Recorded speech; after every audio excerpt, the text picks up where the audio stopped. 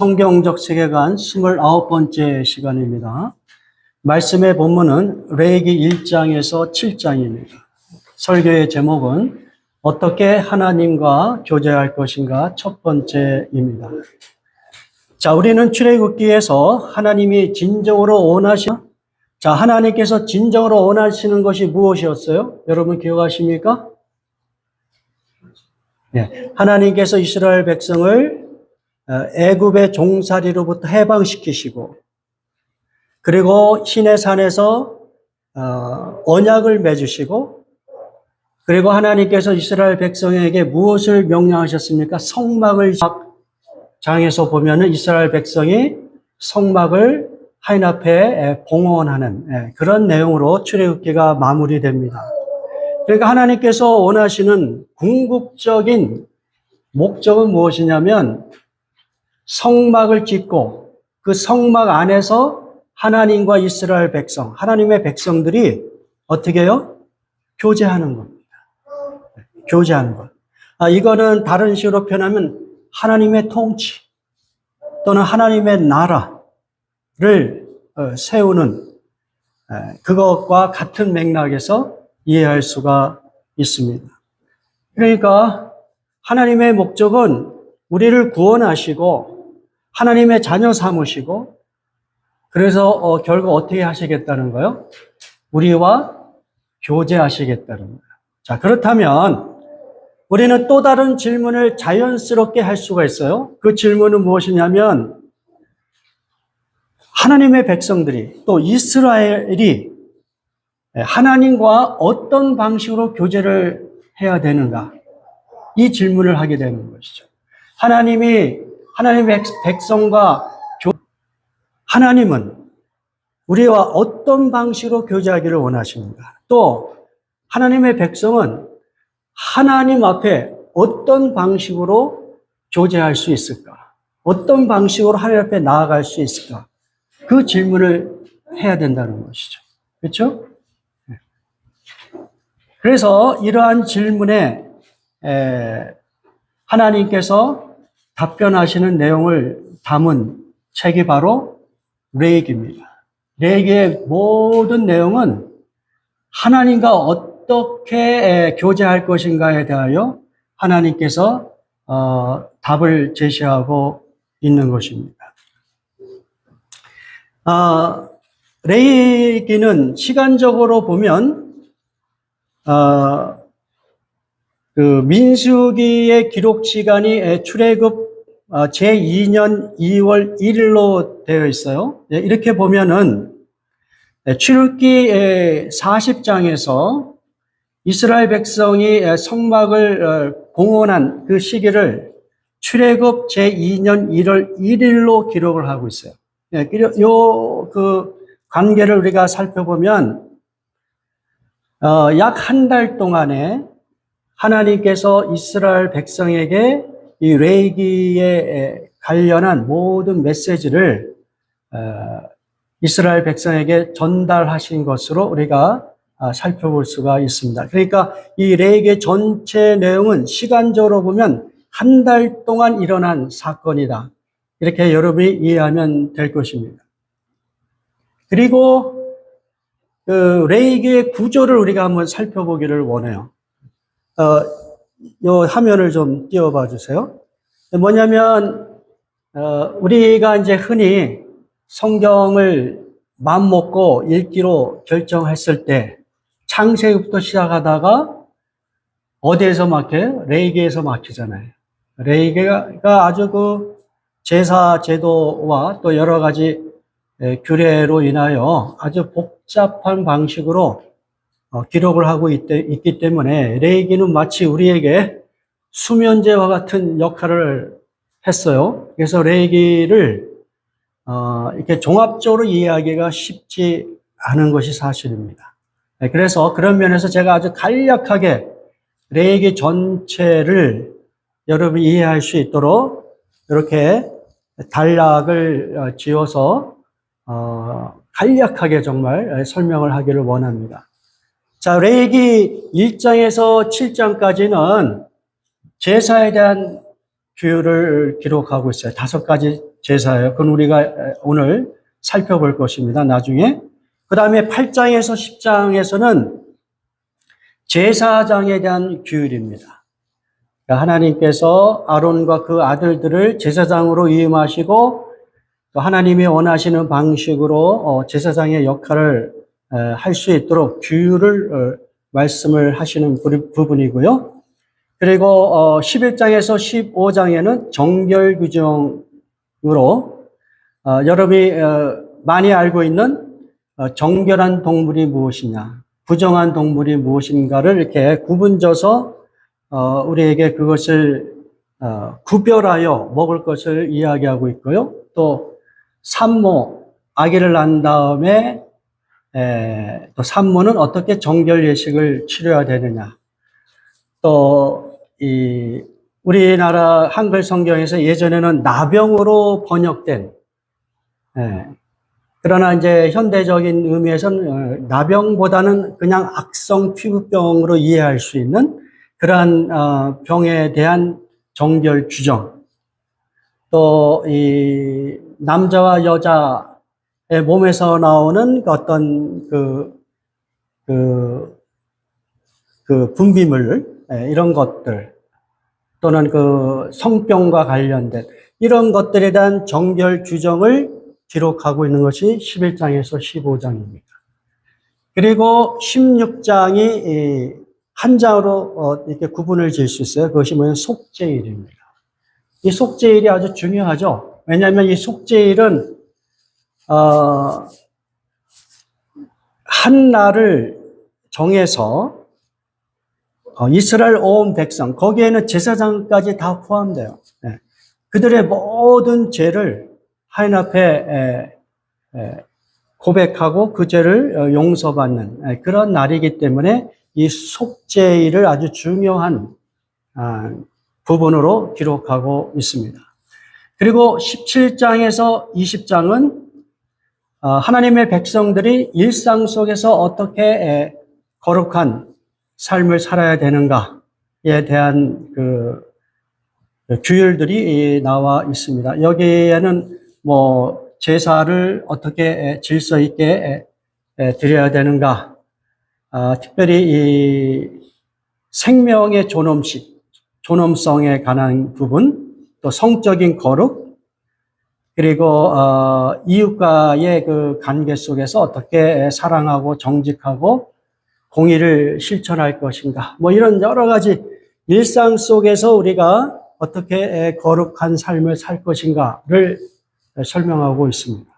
23장에서 25장에서는 하나님께서 안식일과 7가지 절기를 지키라고 명령하세요.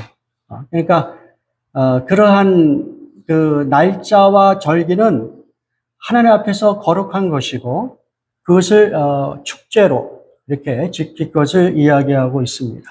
그 다음에 안식년과 희년에 관해서도 말씀하고 있어요. 그것이 거룩한 시간과 절기의 부분입니다. 제가 여기를 빼먹었죠. 제사장의 거룩은 21장에서 22장. 제사장이 또 하나님 앞에서 하나님이 말씀하신 그 제사장으로서 지켜야 될 여러 가지 계율들을 이야기하고 있습니다. 자, 26장에서는 축복과 저주. 그러니까 하나님의 그 말씀, 이 규율들을 그대로 잘 순종하면 하나님께서 축복하시고 불순종하면 하나님께서 저주하신다는 그런 메시지입니다. 그리고 마지막으로는 27장의 서약. 그러니까 이것은 이제 하나님 앞에 모든 생명체의 그 첫 새끼, 처음 난 것을 하나님 앞에 드리기로 서약하는 것. 거기에는 또 가축도 포함되고요. 또 토지라든지 또 11조라든지 뭐 이런 것들을 하나님 앞에 서약했으면 그것을 반드시 지켜야 된다는 것. 이런 식으로 해서 레위기 전체의 내용을 우리가 살펴보았습니다. 레위기가 아주 복잡하고 이해하기 힘들다라고 우리가 생각하지만 사실은 이렇게 정리를 해보면 또 우리가 충분히 이해할 수 있는 것입니다. 그래서 제가 앞으로 몇 주간에 걸쳐서 이러한 그 내용을 중심으로 레위기의 세계관을 1장에서 7장까지의 내용을 아주 간략한 방식으로 여러분과 함께 배워볼 수 있기를 원합니다. 자, 우리가 다시 오늘 말씀의 그 주제, 하나님이 이스라엘에게 요구하시는 그 교제의 조건, 그것은 무엇인가를 우리가 살펴볼 필요가 있어요. 뭐냐면 하나님이 교제를 원하시고, 그러면 우리는 하나님 앞에 어떠한 방식으로 교제를 해야 되는가 했을 때 하나님께서 우리에게 요구하시는 그 교제의 조건이 무엇인가, 이 질문에 대하여 우리가 대답을 해야 되는 것이죠. 예. 그러니까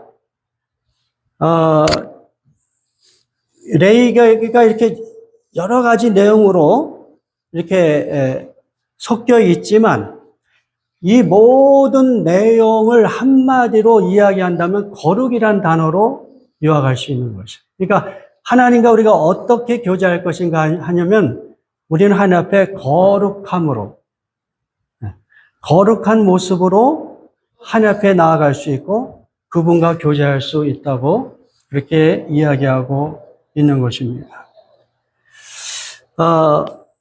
이 거룩은 단순히 그 레위기에서만 이야기하는 것이 아니라 모세오경 전체, 더 나아가서 율법 전체를 요약해서 하나님께서 율법을 통하여 우리에게 요구하시는 진짜 핵심적인 메시지가 무엇인가를 물어볼 때 우리는 그 단어를 거룩이라는 단어로 사용할 수 있다는 거예요.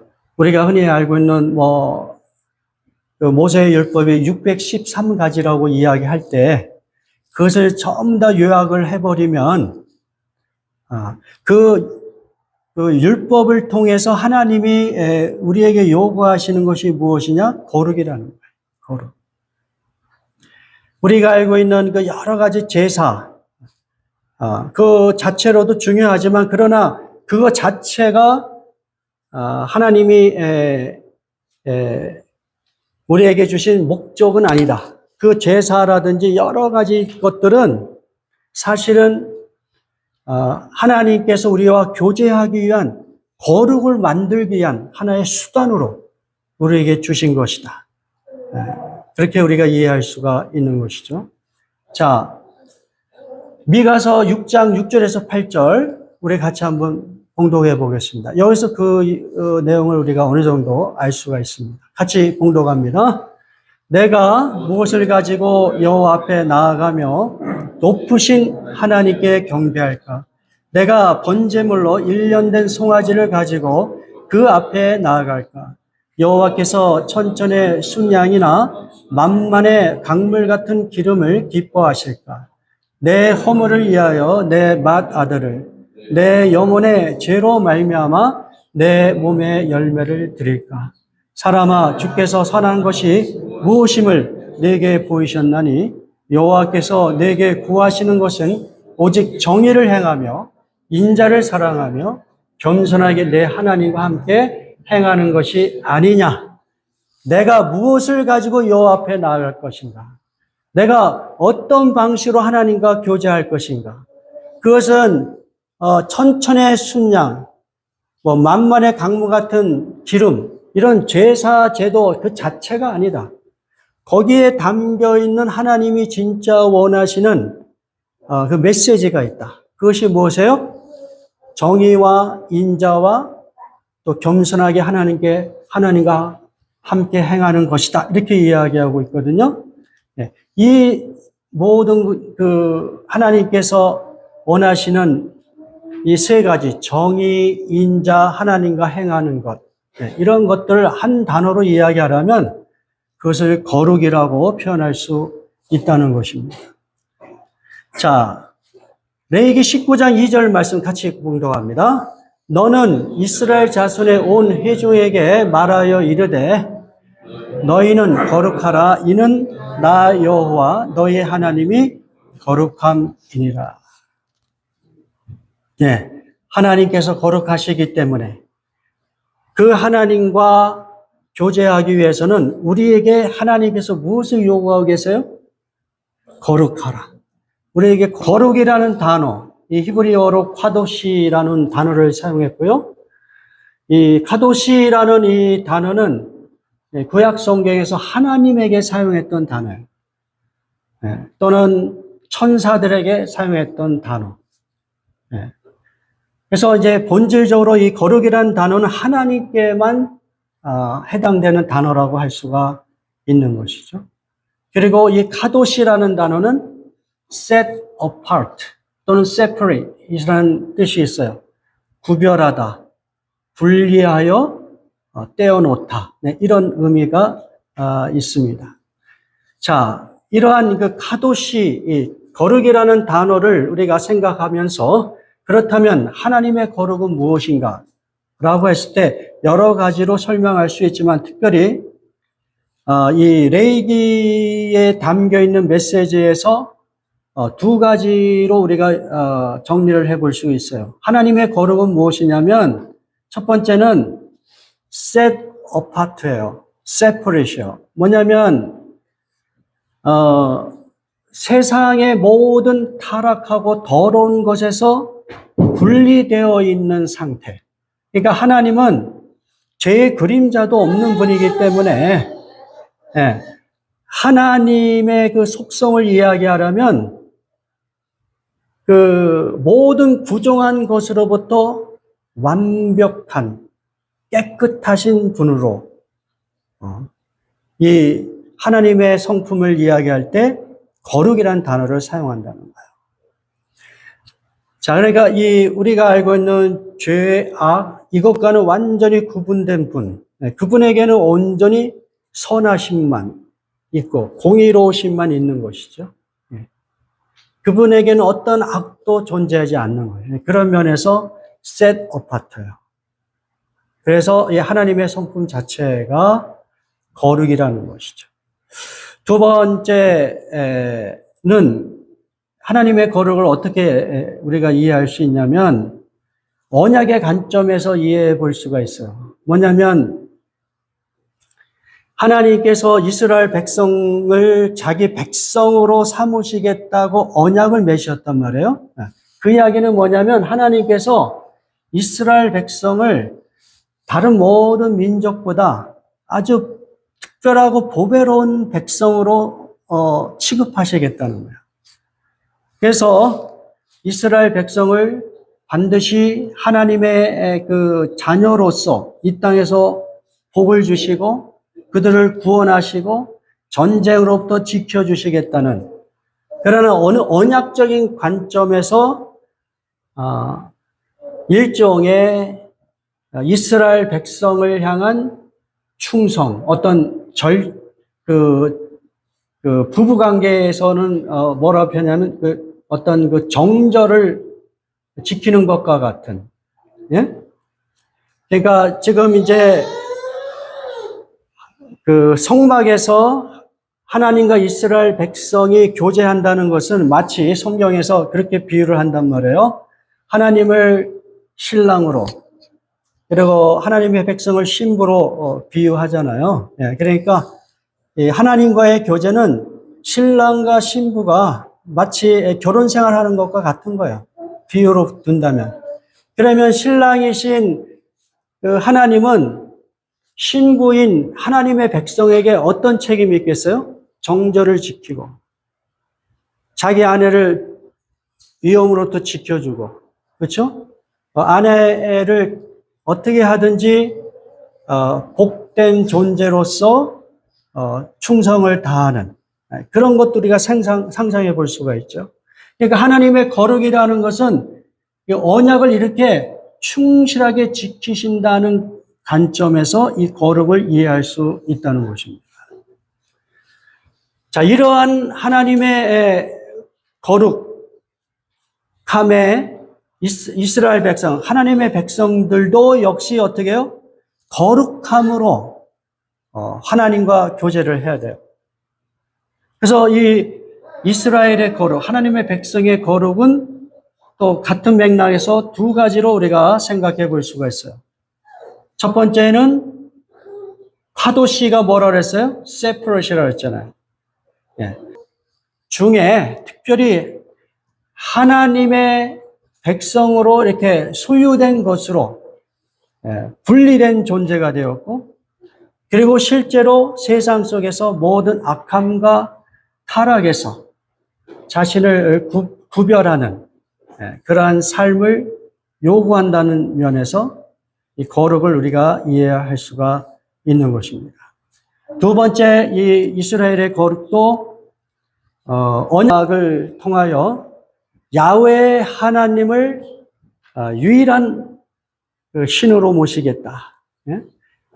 야훼 하나님을 유일한 신으로, 다른 신을 거부하고 우상을 섬기지 않기로 하고 오직 야훼만을 하나님으로 섬기겠다. 이러한 그 언약을 했단 말이에요. 그 이야기는 이스라엘 백성이 하나님 앞에 어떤 모습을 보여줘야 돼요?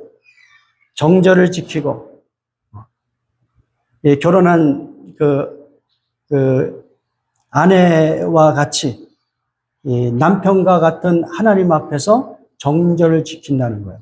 그게 뭐예요? 충성이죠. 하나님 앞에 충성하는 거예요. 하나님의 말씀하신 것에 대하여 어떻게 하든 끝까지 지키려고 노력하고 하나님께 온전히 헌신하려고 하는 것. 그것이 바로 이스라엘 백성이 하나님 앞에 교제하게 나가기 위한 그런 거룩의 모습이라는 거 우리가 생각해 볼 수가 있습니다. 자, 이렇게 하나님은 하나님과 교제하기 위하여 이스라엘 백성에게 거룩을 요구하시고요. 그 거룩을 위하여 레위기 1장에서 7장에 걸쳐서 5가지 제사를 제시하십니다. 번제, 소제, 화목제, 속죄제, 속건제로 우리가 알고 있는 제사들을 열거하시는데요. 자, 그런데 이 5가지 제사는 2가지 방식으로 이 하나님 앞에서 거룩함을 드러내게 해줘요. 제가 이제 그것을 이렇게 요약해서 말씀드리기를 원합니다. 첫 번째는 뭐냐면 이 5가지 이 제사는 첫 번째 하나님과의 관계에서 속죄를 만들어내는 제사예요. 이스라엘 백성이 하나님 앞에 죄를 졌을 때 그 죄를 용서함을 받기 위하여 드릴 수 있는 제사로서 속죄가 가능한 하나님의 그 율법이라고 할 수가 있는 것이죠. 이게 무슨 이야기냐면 우리 모두는 이스라엘 백성을 포함하여 우리 모두는 하나님 앞에 범죄하는 존재란 말이에요. 이스라엘 백성도 하나님 앞에 언약을 맺었지만은 하나님께서는 이스라엘 백성이 자기 생명을 걸고 핏값으로 언약을 맺었음에도 불구하고 그 언약을 제대로 지킬 수 없는 존재라는 것을 아셨기 때문에 그것을 전제로 해서 하나님께서 속죄할 수 있는 죄를 씻어주시고 용서해주는 그러한 제도를 만드셨어요. 그것이 바로 제사예요. 하나님의 은혜가 이 제사 안에 담겨 있는 것을. 그래서 우리가 하나님과의 관계를 잘 맺다가 죄를 짓는 순간 그 릴레이션십이 어떻게 되겠어요? 끊어지겠죠. 하나님은 거룩하신데 우리가 죄를 짓는단 말이에요. 그러면은 하나님과 맺은 이 언약의 사실은 파괴가 되는 것이고, 그리고 언약을 지키지 못했다는 그것으로 인하여 이스라엘 백성은 어때요? 심판을 받아야 됩니다. 그게 원래 언약의 조건이에요. 근데 하나님께서는 그런 언약의 조건을 넘어서서 이스라엘 백성이 죄를 짓는다 할지라도 이 속죄를 위한 제사를 드리면 그 죄를 하나님께서 용서해 주시고 그리고 이 깨어진 언약 관계를 회복할 수 있는 길을 만들어 주셨다는 거예요. 네, 이런 면에서 이 제사는 매우 중요한 것이고요. 그래서 이 5가지 제사 중에 이 속죄에 관한 제사는 2가지로 우리가 요약을 할 수 있어요. 첫 번째는 속죄제입니다. 복잡한 내용이지만 그냥 간략하게 살펴봅니다. 레위기 4장 2절, 3절 같이 봉독합니다. 이스라엘 자손에게 말하여 이르라. 누든지 여호와의 계명 중 하나라도 그릇 범하였으되 만일 기름 부음을 받은 제사장이 범죄하여 백성의 허물이 되었으면 그가 범한 죄로 말미암아 흠없는 숫송아지로 속죄 제물을 삼아 여호와께 드려라. 예. 여기 보면은 여호와의 계명 중 하나라도 그릇 범하였으면 모든 이스라엘 백성이 다 해당이 되는 거예요. 오늘날 우리도 마찬가지죠. 그렇게 죄를 지었을 때 그 상태에 있지 말고 어떻게 해요? 그 죄를 용서해 주는 방편으로 그 죄를 정결하게 만들어서 하나님과의 깨어진 관계를 회복하기 위한 제사로 속죄제를 드려라.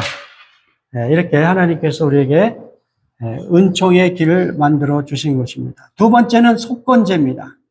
속건제 우리 다 같이 레위기 5장 15절에서 16절 같이 봉독합니다. 누구든지 여호와의 성물에 대하여 부지 중에 범죄하였으면 여호와께 속건제를 드리되 내가 지정한 가치를 따라 성수의 세겔로 몇 세겔 은에 상당한 흠없는 순양을 양떼 중에서 끌어다가 속건제로 드려서 성물에 대한 잘못을 보상하되 그것의 5분의 1을 더하여 제사장에게 줄 것이요 제사장은 그 속건제의 숫양으로 그를 위하여 속죄한즉 그가 사함을 받으리라. 예, 이것은 이 속건제는 다른 말로 하면 배상제라고 이야기할 수 있어요. 뭐냐면 누군가에게 또는 성소에서 경제적인 피해를 입혔을 때, 그랬을 때 거기에 대한 그 죄를 용서하고 더 나아가서 도록 하는 제사, 그게 바로 속건제입니다. 그러니까 쉽게 이야기해서 죄값을 치르게 만드는 것이죠. 그래서 이 죄값을 치를 때 경제적인 손실, 만약에 그것이 100만 원이라면 100만 원에다가 어떻게 해요? 여기 보면은 그것의 5분의 1을 더하여서 제사를 드려라. 5분의 1. 20만 원을 더 더해서 경제적인 배상을 하도록 하는 제사. 그것이 바로 속건제인 것입니다. 우리가 일상 속에서 이러한 죄들을 짓잖아요. 누군가에게 경제적으로 손해를 끼치는 것이죠. 그럴 때 그냥 하늘 앞에 죄를 용서해 주십시오라고 끝내는 것이 아니라는 거예요. 실제적으로 그 피해를 준 사람에게 배상하라는 거예요. 그것이 바로 속건제. 관계가 우리의 죄로 인하여 끊어졌을 때 그것을 회복하는 그 방식으로 하나님께서 속죄와 관련된 제사를 주셨어요. 그 2가지가 뭐예요? 속죄제, 또 한 가지는 속건제죠. 네. 자, 이러한 제사 제도가 오늘날 크리스찬들에게 더 이상 존재하지는 않지만 우리 예수님께서 우리를 대신하여 이미 다 치르셨다는 거예요. 그래서 우리는 더 이상 오늘날의 크리스찬들은 이러한 제사가 더 이상 필요하지 않지만 그러나 예수 그리스도 안에서 우리는 어떻게 해요? 네, 여전히 우리의 죄를 하나님 앞에 고백하고 회개하는 그 어떤 필요가 있는 것이죠. 자, 우리 예수님께서 어떻게 이 속죄 제물이 되셨는지 같이 봉독합니다. 요한일서 2장 2절 같이 봉독합니다. 그는 우리의 죄 때문에 속죄 제물이 되셨으니 우리의 죄 때문만이 아니라 온 세상을 위하여 그렇게 되셨습니다. 네. 온 세상을 위하여 우리 예수님께서 속죄 제물이 되셨습니다. 그래서 우리가 죄의 문제로 인하여 죄값을 치러야 될 때, 그 죄값이 뭐겠어요? 그게 사망이에요. 죄값이 사망이죠. 그래서 예수 그리스도를 믿는 자마다 죄와 사망의 권세로부터 해방이 되는 것이죠. 그래서 모든 크리스찬들은 하나님 앞에 이미 거룩한 존재가 되었어요. 그래서 우리는 하나님을 아빠, 아버지라 부르면서 하나님께 언제든지 나아갈 수 있어요. 그럼에도 불구하고 우리는 여전히 죄를 짓는 존재예요. 그래서 우리가 죄를 지을 때마다 이러한 속죄제, 속건제 이런 거 생각하면서 하나님 앞에 회개함으로써 하나님과의 그 어떤 교제가 회복이 되는 그런 경험들을 하는 것입니다. 자, 두 번째, 이 하나님이 주신 그 제사는 하나님과의 관계 속에서 무엇을 우리에게 가르쳐 주냐면 하나님 앞에서 이 감사와 헌신으로 하나님과의 관계를 유지시키고 그 관계를 발전시키도록 도와주는 그러한 제사를 우리에게 허락하셨습니다. 여러분, 누군가와의 그 어떤 교제, 그 관계라고 하는 것은 어떤 일로 인하여 깨어질 수가 있어요. 그럴 때는 어떻게 해요? 서로 잘못을 고백하고 서로 용서함으로 그것이 회복이 되겠죠. 그리고 그 관계를 유지하게 하여 서로 어떻게 해요? 서로에 대하여 어떤 존중하고 경의를 표하는 것이죠. 그렇죠? 그리고 단순히 그 관계를 유지하는 것을 넘어서서 어떻게 해야 돼요? 그 관계가 발전되면 얼마나 더 좋겠어요. 그렇죠? 그 관계를 발전하기 위해서 어떻게 해요? 우리는 자기의 가치 있는 것을 기꺼이 헌신하는 거예요. 이러한 내용들이 하나님이 주신 이 제사 내용 속에 다 들어가 있는 거예요. 자, 그것을 우리가 살펴봅니다. 첫 번째는 화목제입니다.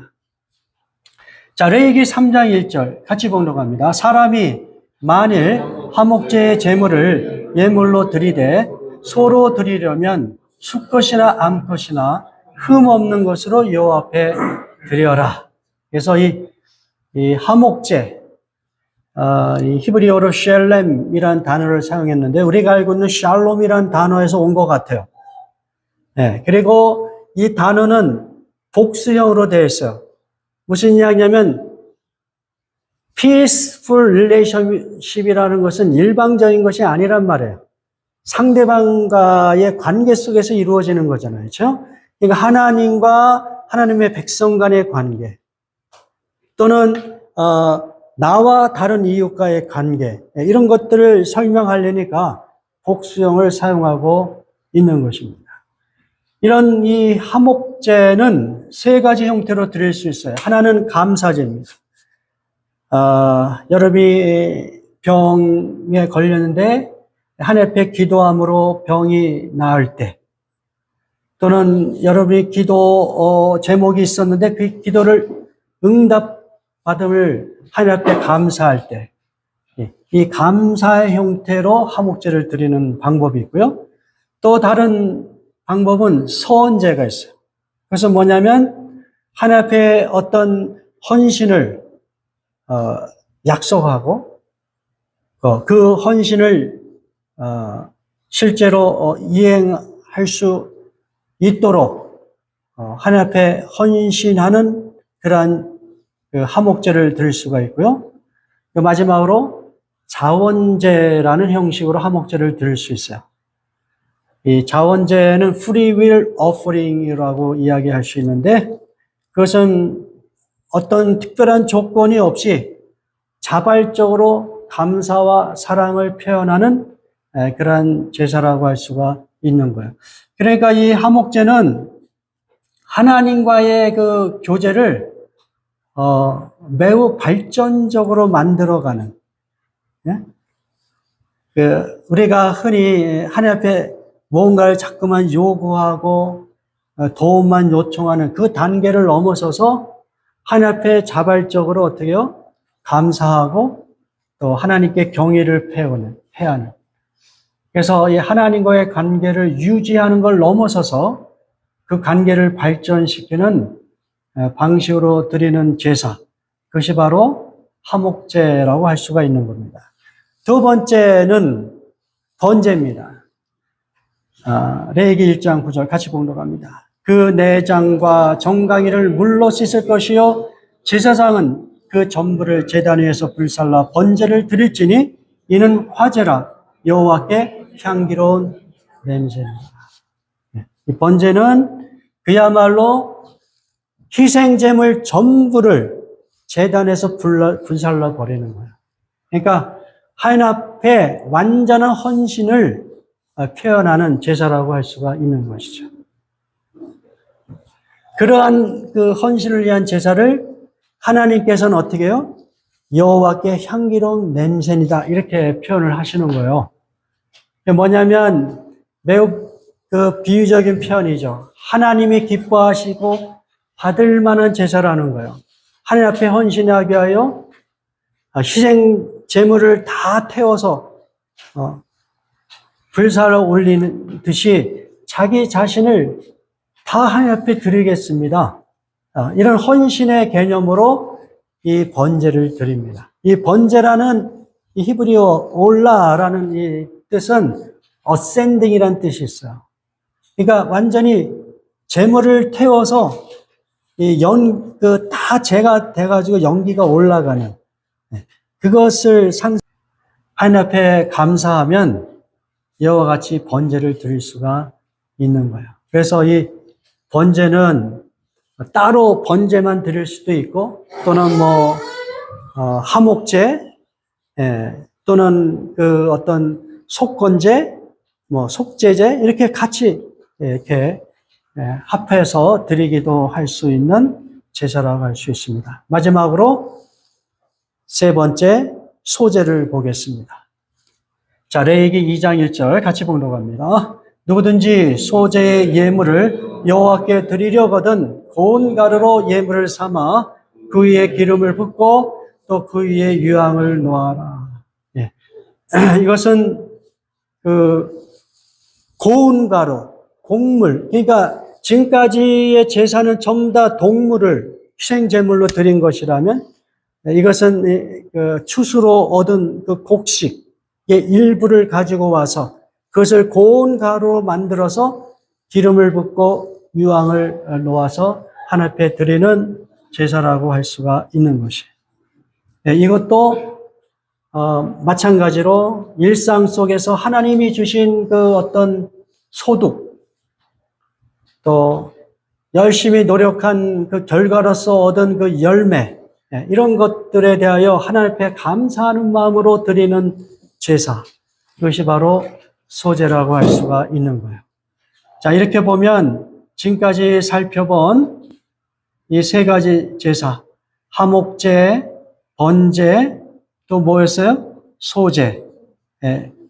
이런 것들은 다 하나님과의 관계 속에서 아주 평화롭고 또 즐겁고 기쁨으로 드리는 제사라고 할 수 있습니다.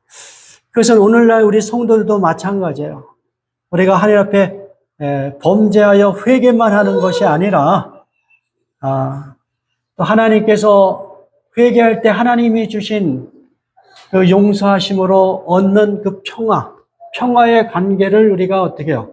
감사하면서 또 하나님의 도우심으로 이 땅에서 수고하고 열심히 노력한 그 열매들로 인하여 하나님 앞에 감사하고 더 나아가서 그러한 것들이 없을지라도 하나님께 존경과 감사의 표현으로 자기 자신을 헌신하는 번제와 같이 자기 자신을 다 드리겠다는 그러한 방식으로 하나님과의 교제가 발전할 수 있는 그러한 삶을 살아야 된다는 것을 우리가 배울 수가 있는 것입니다. 자, 예수님께서 바로 이와 같은 하나님과 인간 사이의 어떤 화목 제물로 돌아가셨다는 거 우리가 생각하면서 이 말씀을 같이 보겠습니다. 에베소 5장 2절 그리스도께서 너희를 사랑하신 것 같이 너희도 사랑 가운데서 행하라. 그는 우리를 위하여 자신을 버리사 향기로운 제물과 희생 제물로 하나님께 드리셨느니라.